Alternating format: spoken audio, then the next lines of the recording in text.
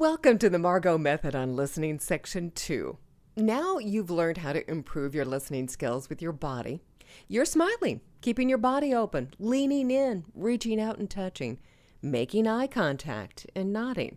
Now I'm going to go over the ways to be a better listener with a better mindset. Now this is a little more difficult to teach because each of our conversations are a little different. But I'll tell you some of my stories, my failures and successes, and in there, I hope you'll find some tips. There is a way to help you remember what a good listening attitude is. I use the acronym SHOW. It stands for service, honesty, open-mindedness, and willingness. Now, service may sound a little strange. We are talking about being a better listener, not a better bartender or waitress, but then hold on there. Bartenders and waitresses can be some of the best listeners ever. What I mean by service here is understanding what your role is in the conversation. Ask yourself, how can I best serve this conversation? Is the person speaking looking for encouragement? Are they looking for answers? Are they just needing a sounding board? Listen for keywords and for free information. Here's an example. Here's a story I have. When I was in the hospital, recovering from the head-on car collision I had, I was physically broken. Both my legs broken, my pelvis crushed, my right arm shattered. I had women coming in and visiting me all the time, and I'm not just sure why, but a couple of them shared with me sexual abuse that they had experienced as children. We were just laying there, or I was just laying there, and we were talking, and I couldn't react physically because my body wouldn't move. So I just laid there and took on some of their suffering. I was really in no position to judge. They just shared the shame that they had carried for so long. It was really a soul-cleansing experience, and I felt my role in that conversation was as an absorber, kind of like a shock absorber on a car that helps you get over the potholes in the road. I am a firm believer that we only are as broken as our secrets. It took me being physically broken to let them open up and share how their inner selves were broken. The next attitude to take on is honesty. Now, the best way to be an honest listener is to care about what's being said. Honor the person and show them they are valued. There's a reason why honest and honor have the same root on, which comes from a French word meaning respectability and decency. I think this little Pinocchio sign says a lot. Being dishonest in the conversation is just listening for your opportunity to insert your own spiel, your opinion. It's being selfish and self-centered. It reminds me of the joke, "Oh, enough about me. Let's talk about you. What do you think of me?"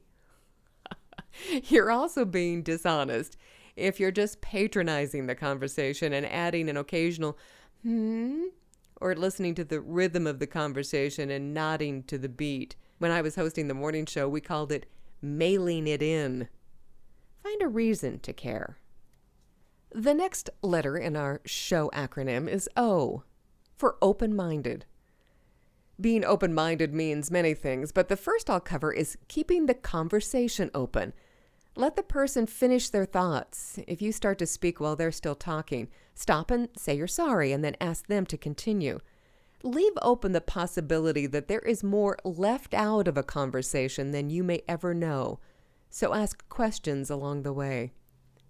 There's a great story from an Italian businessman who told of his experience volunteering in Zambia, teaching the people there how to grow food. Now, they found a fertile valley and grew wonderful Italian foods like tomatoes and zucchini. They were a tad bit discouraged because the Zambian people weren't at all interested in their growing project, even when the vegetables grew 2 to 3 times the size they normally grew in Italy. The volunteers just thought, "Oh, thank God we're here saving the people from starvation." And as the vegetables were ready to harvest, hundreds of hippos came out of the river and ate all the crops. They exclaimed to the Zambian people, "Hey, the hippos!" And the Zambians said, "Yes, that's what happens." "Why didn't you tell us?" exclaimed the Italians. And they said, "You didn't ask." So a brief question or even a nod will encourage additional messages. And remember that if you've already passed judgment, that's a closed mind. The last letter in the SHOW acronym is W for willing. Willing is wanting what they have to share. Now, sometimes this may be a little tough. That's why it's after O for open-minded. I have had to really practice this willingness. Sometimes I'd rather just not listen to someone when I think they're just whining. Just why I have to practice with the other tools like service and honesty. It helps me realize that the person talking either needs to share what they're saying or there's something hidden underneath it all, and a few questions and nods of encouragement can get to the real reason that they're sharing, or in sometimes cases whining. Of course, if I think they're just whining, I have to go back to the open-minded tool and ask myself, am I passing judgment here? For me, passing judgment is something I have to work at pretty much daily. Some days passing judgment is the only exercise I get. But something that helped me consider was when I heard myself thinking, oh, she's so whatever, stupid, or he'll never make it. Is he that dumb? I remember that our unfair judgments of others is almost always based on too little information. So listening to them is a perfect way to get more information. It is also helpful to restate what the person has said. And I say use the term saying as opposed to thinking.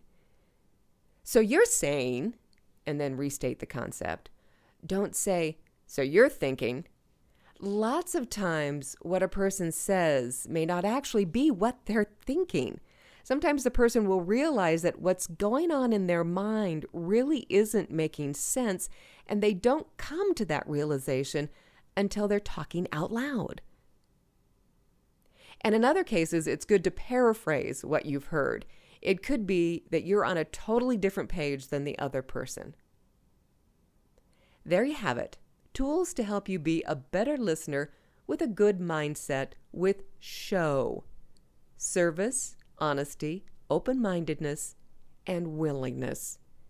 Keep in mind, good listening is a practice skill. It's like reading and writing. We're not born with those skills. They're mastered after some practice.